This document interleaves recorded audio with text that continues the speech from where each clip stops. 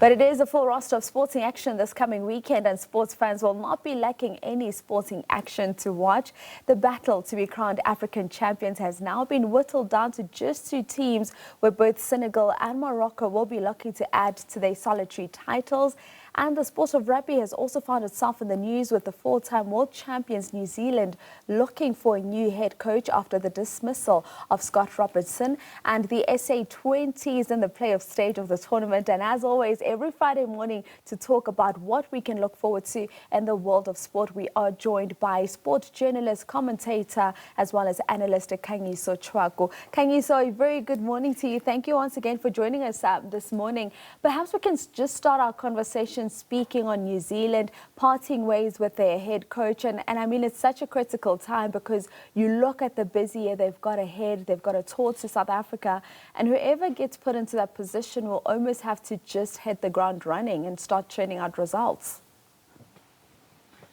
Good morning, Vian. Good morning to viewers. When I traveled to New Zealand last year, and especially after that Wellington test, there was a fair bit of discomfort regarding Scott Robertson's place in the team as a coach. But again, it was just assuaged by the results against Australia. It probably kept the Wolves at bay. But I think post that England result, that 33-19 loss at Twickenham, I think the voices just became too loud.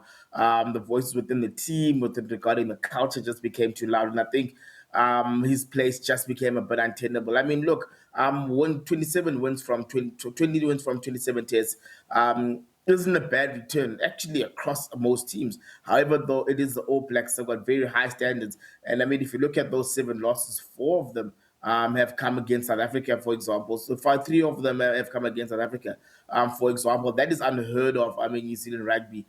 So it's quite a drastic step that they've taken. I'm also interested to see how it affects them financially, because I mean, if you remember, that rugby union as a sport financially isn't doing well across the federations in the world. So what they're going to pay him out and how that'll affect them from a fiscal perspective is going to be very interesting to see, along with the fact of who will replace him.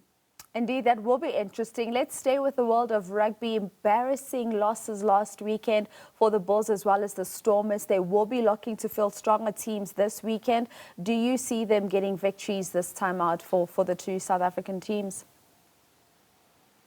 Look, I mean, the Stormers are in a much better place. Yes, it was quite a bad defeat that they were inflicted against the Harlequins, but it doesn't go against their trade of just traveling poorly when they have to play Harlequins. There was a year when they lost 53-16. So just going to the stoop for the Stormers has been a difficult task for them. But I mean, they've got the Leicester Tigers at home tomorrow, so for them, probably a win gets them through. Actually, their fate is still in their hands. But I mean, for the Bulls, I mean, their losses have been bad. I mean, they lost the opening game 55.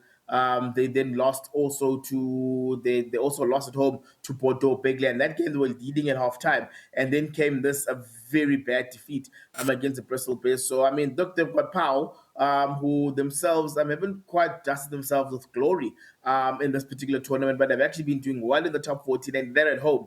And if there's anything we've seen, that South African teams generally struggle to win in France. So the Bulls are on hiding to nothing, and especially with their poor URC form. It won't come as a surprise if, one, they don't pick a very strong side, but two, need to balance their Champions Cup, Challenge Cup priorities versus what they need to do to stay in the top 8 of the URC.